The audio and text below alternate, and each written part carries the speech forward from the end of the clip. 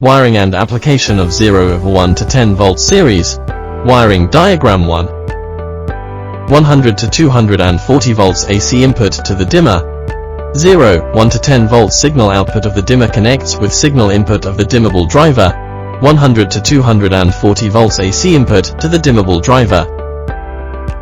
In this way, there exists standby power loss in the dimmable driver after switching off the lights with the dimmer. It allows for up to 50 pieces dimmable drivers being connected to the dimmer. Here is an example. Wiring diagram 2. 100 to 240 volts AC input to the dimmer.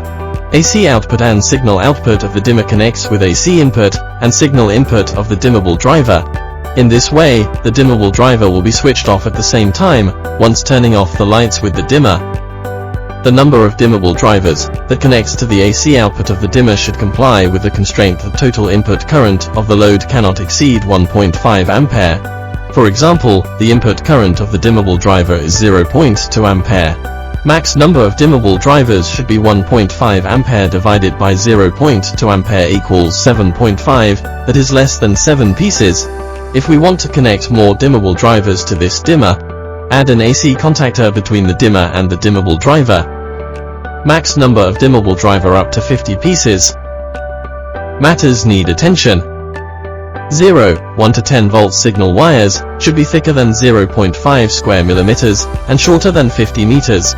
Demonstration. Short press the rotary knob to turn on the lights. Rotate the knob to adjust brightness. High frequency, flicker free. Accurate dimming conforms to human vision. Long press the knob 1 to 6 seconds for continuous 256 levels brightness adjustment. Short press the knob again to turn off the lights.